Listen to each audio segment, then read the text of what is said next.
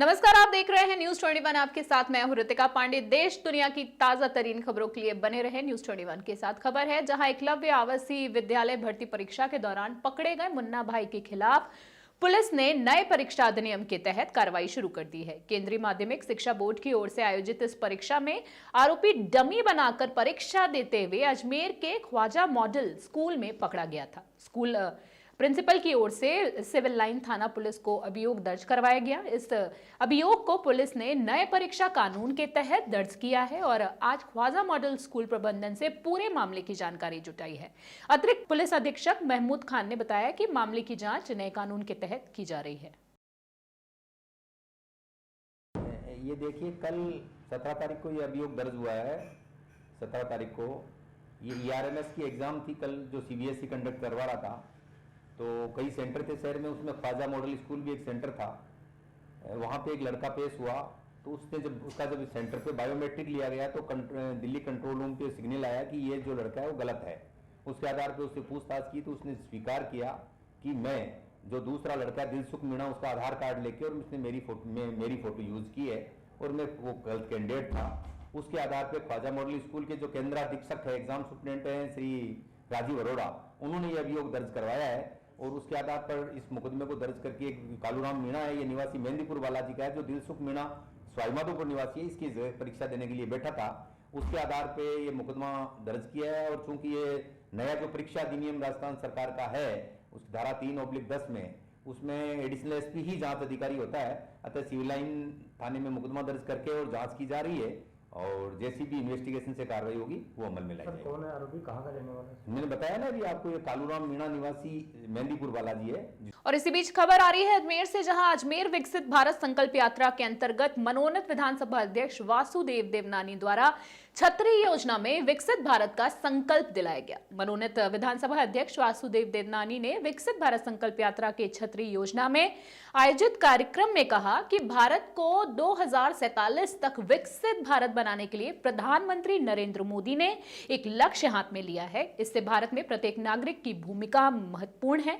गरीबी रेखा से नीचे जीवन यापन करने वाले व्यक्तियों का जीवन स्तर ऊंचा होने से भारत सहज के विकसित राष्ट्र बनेगा। इस दिशा में आगे बढ़ते हुए भारत सरकार की प्रमुख जन कल्याणकारी योजनाओं को वंचित वर्ग तक पहुंचाने का कार्य किया जा रहा है। अजमेर में विकसित भारत संकल्प यात्रा के माध्यम से समाज के प्रत्येक वर्ग तक कल्याणकारी योजनाओं का लाभ तथा उसकी जानकारी उपलब्ध कराई जा रही है। उन्होंने कहा कि प्रधानमंत्री नरेंद्र मोदी ने गरीबी का जीवन जिया है, इसलिए उन्हें गरीब का दर्द पता है। गरीब व्यक्ति की गरीबी दूर करने के लिए कल्याणकारी योजनाएं संचालित की जा रही हैं। गरीब के हक का लाभ सीधे खाते में घर तक पहुंचाना इस सरकार की महत्वपूर्ण उपलब्धि है। पहले गरीब हटता था, आज गरीबी हट रही है। विकसित भारत संकल्प यात्रा के द्वारा मौके पर लाभार्थियों को चिन्हीकरण कर योजनाओं से जोड़ने का कार्य हो रहा है।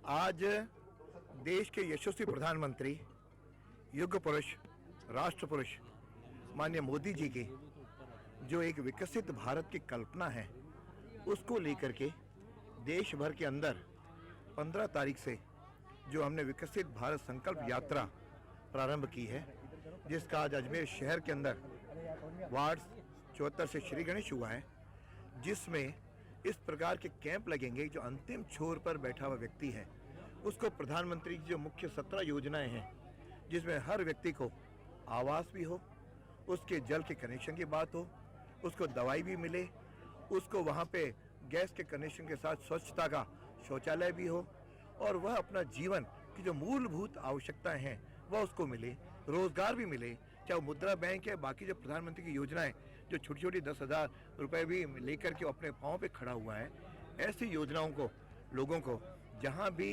उन्होंने पहले लाभ मिला है उनको बराबर मिल रहा है कि नहीं रहा है उसका, और जो इससे वंचित हैं उन सारे वंचित लोगों को भी ये लाभ मिले, उसका रजिस्ट्रेशन होगा। और अगली खबर आ रही है कोटपुतली से, जहां एक जूते चप्पल के डब्बे का जो हेरफेर का मामला है वो सामने आया है। अलवर से दुकानदार का जूते चप्पल का पार्सल बस में आ रहा था। उस बस से आगे वाली बस के नंबर देखे बगैर दुकानदार गलती से किसी और का पार्सल को उतार ले गया। दुकानदार ने पार्सल को हाथ लगाकर टटोला तो उसमें कुछ और ही था। जूते चप्पल के डब्बे उसमें नहीं थे और तब तक बस जा चुकी थी। पता चला कि पीछे वाली बस में जूते चप्पल का पार्सल आ रहा है और पहली वाली बस में किसी और का पार्सल था और ये जानकारी उसने उस बस ड्राइवर को भी दे दी और कहा कि किसी का भी ये पार्सल है तो वो मेरी दुकान से आके ले जाए। पहली बस में आए पार्सल वाले को माल नहीं मिलने पर उसने पुलिस में मामला दर्ज कराया और पुलिस ने सीसीटीवी कैमरे की मदद से उस दुकान तक पहुंच गए। सुबह सुबह दुकानदार अपनी दुकान खोलने आया था और उससे पहले ही सिविल ड्रेस में आए पुलिसकर्मी ने उसके साथ मारपीट कर दी और गाली गलौज की और मामला बिगड़ता देखकर पुलिसकर्मी ने पुलिस की गाड़ी बुलवाई और मौके पर बड़ी संख्या में दुकानदारों की भीड़ जमा हो गई और पुलिस को दुकानदारों का विरोध का सामना भी करना पड़ा। दुकानदारों ने पुलिस के खिलाफ जमकर नारेबाजी की और पुलिसकर्मी को निलंबित करने की मांग की है। जूते चप्पल के व्यापारी और डीएसपी कार्यालय पहुंचे जहां रविवार के चलते ऑफिस बंद मिला। दुकानदारों में दोषी पुलिसकर्मी के खिलाफ पुलिस थाने में मामला दर्ज कराया गया और मांग की है कि पुलिसकर्मी को निलंबित किया जाए।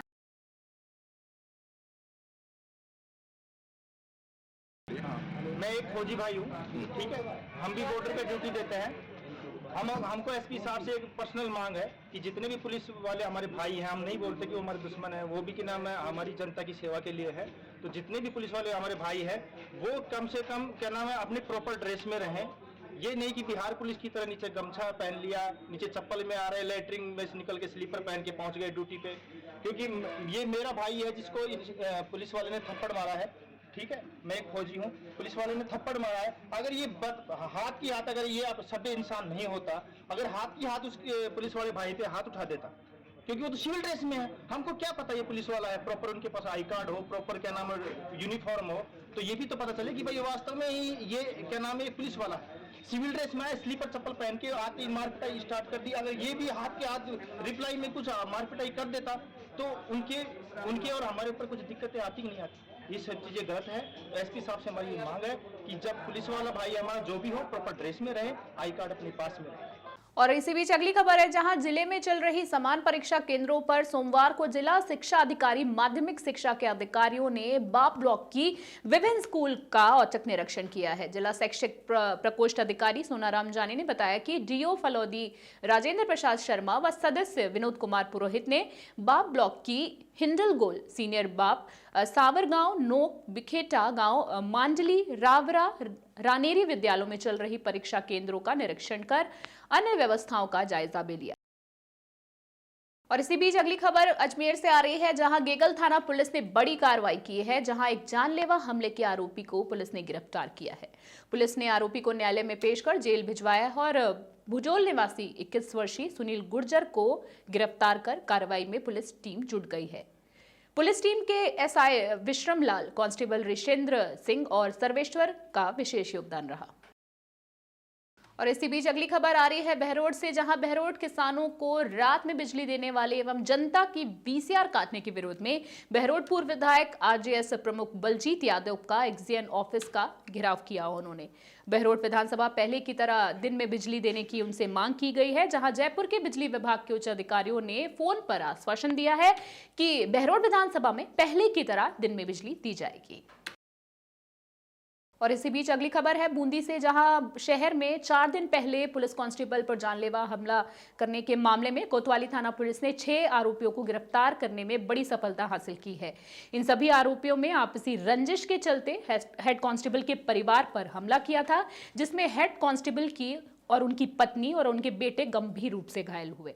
नाकाबंदी समान अस्पताल में इनका इलाज जारी है। इधर बदमाशों को गिरफ्तार करने के साथ ही कोतवाली प्रभारी पवन मीणा के नेतृत्व में पुलिस जाब्ता कोतवाली से आरोपियों को पैदल जुलूस के रूप में लेते हुए निकाला और circuit house, collectorate, bus stand होते हुए शहर के व्यस्तम मार्ग पर आरोपियों का जुलूस निकाला और आरोपियों का जो भय है उसे खत्म किया गया है। कल तक पुलिस के लिए ये मामला सरदर्द बन गया था और बदमाश आमजन के सामने इधर उधर बंगले उनके झांक रहे थे। इस दौरान पुलिस ने घटनास्थल पर आरोपियों को ले जाकर शिनाख्त कर परेड भी करवाई है। 2023 को राजस्थान पुलिस का हेड कांस्टेबल पुलिस लाइन उनके ऊपर लोगों ने जानलेवा हमला किया था। अनुसंधान करने 3 मुलजिमों को पहले गिरफ्तार किया था। प्रमुख आरोपी प्रहलाद सिंह 3 मुलजिमों को बाद में 6 मुलजिमों को गिरफ्तार किया था।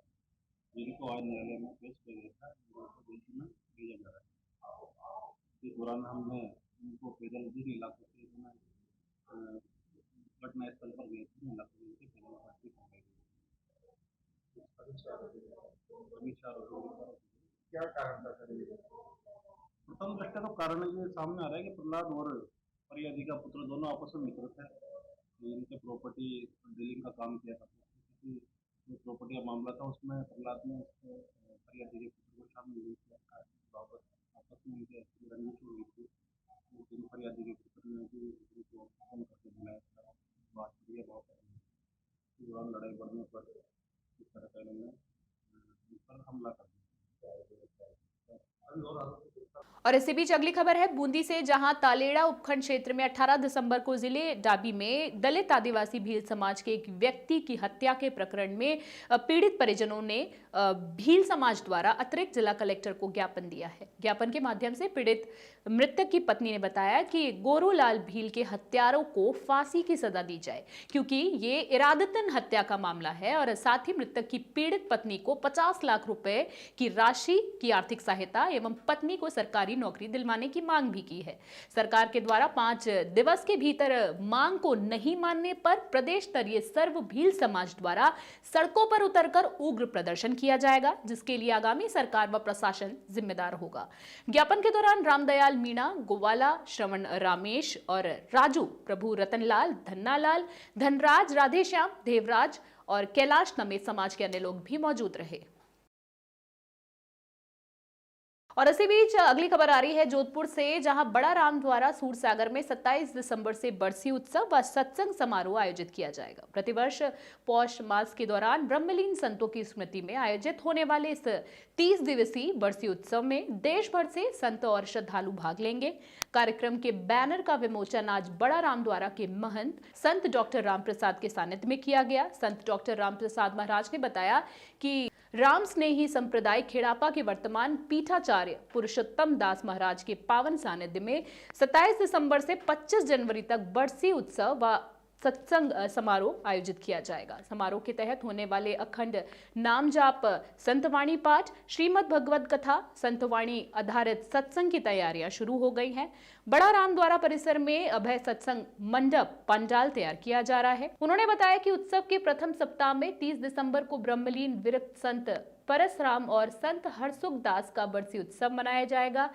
इसके बाद 2 जनवरी को परमहंस राम वल्लभ जी महाराज, 4 जनवरी को परमहंस अभय राम महाराज, 7 जनवरी को परमहंस संपत राम मोहन दास महाराज, 11 जनवरी को परमहंस मोहब्बत राम महाराज और 18 जनवरी को परमहंस सेवक राम व सुभद्र राम महाराज का बरसी उत्सव मनाया जाएगा। संत नरसिंह दास ने बताया कि 27 दिसंबर से 2 जनवरी तक भागवत कथा का आयोजन होगा, जिसका वाचन डॉक्टर रामप्रसाद महाराज करेंगे। इसके अलावा परसराम महाराज की परजीची को कथा 12 से 16 जनवरी, श्री रामचरितमानस का सामूहिक पाठ 17 से 25 जनवरी और संतों की अनुभव वाणी का पाठ प्रतिदिन सुबह 9 से 10 बजे तक होगा। और इसी बीच अगली खबर है अनूपगढ़ से, जहां अनूपगढ़ विधानसभा के नवनिर्वाचित विधायक शिमला नायक जीत के बाद लगातार क्षेत्र का दौरा कर रही हैं और आमजन की समस्याओं को भी सुन रही हैं।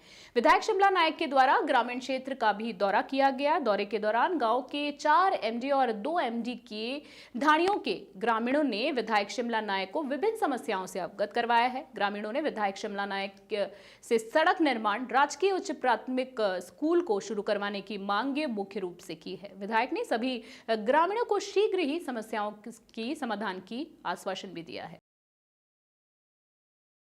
और इसी बीच अगली खबर है माउंट आबू से, जहां Sirohi hill station mount Abu पर लगातार तीसरे दिन जमाव बिंदु नीचे है। जहां माउंट आबू पहुंचे पर्यटक मौसम का मजा ले रहे हैं और साथ ही स्कूली बच्चों को स्कूल जाने में परेशानी भी हो रही है। आज भी न्यूनतम तापमान -1 डिग्री दर्ज हुआ है और तापमान में गिरावट के चलते लोगों को जो उनकी दिनचर्या है उसमें उनका काफी असर पड़ा है। अलाव के सहारे वहां लोग सर्दी भगाने के तरीके ढूंढ रहे हैं। और इसी बीच अगली खबर है टोंक से, जहां टोंक जिले के देवली उनियारा विधानसभा सीट से भाजपा के प्रत्याशी रहे विजय बैंसला इलाके में पेयजल संकट से जूझते ग्रामीणों की समस्या को लेकर चिंतित नजर आ रहे हैं। विजय बैंसला ने टोंक सर्किट हाउस में बिसलपुर पेयजल परियोजना के अधिकारियों की बैठक ली है। बैठक लेकर जल जीवन मिशन में हो रही लापरवाही की समीक्षा कर अधिकारियों से चर्चा भी की है। मीडिया से बातचीत करते हुए बैंसला ने पूर्ववर्ती कांग्रेस सरकार पर जोरदार हमला बोला है और कहा है कि ये काम 5 साल पहले ही हो सकता था, जो कि 22 अलूम बांध पूरे राजस्थान को पानी पिला रहा है। उसी के लोग प्यासे हैं, पानी को तरस रहे हैं और अब जल्द ही वेंडर को भी बुलवाया गया है। ग्रामीणों से वसूली राशि को भी जल्दी वापस लौटाया जाएगा और लापरवाह अधिकारियों पर जल्द ही कार्रवाई भी की जाएगी। उधर पानी संकट की देवली उनियारा विधानसभा क्षेत्र के रानीपुरा गांव से शर्मसार करने वाली जो तस्वीर है वो सामने आई है, जहां महिलाएं पानी भरने के लिए गड्ढों में बर्तन रखकर पानी का इंतजार कर रही हैं, जहां पेयजल लाइन में ना तो पानी का प्रेशर आ रहा है और ना ही पर्याप्त पानी है।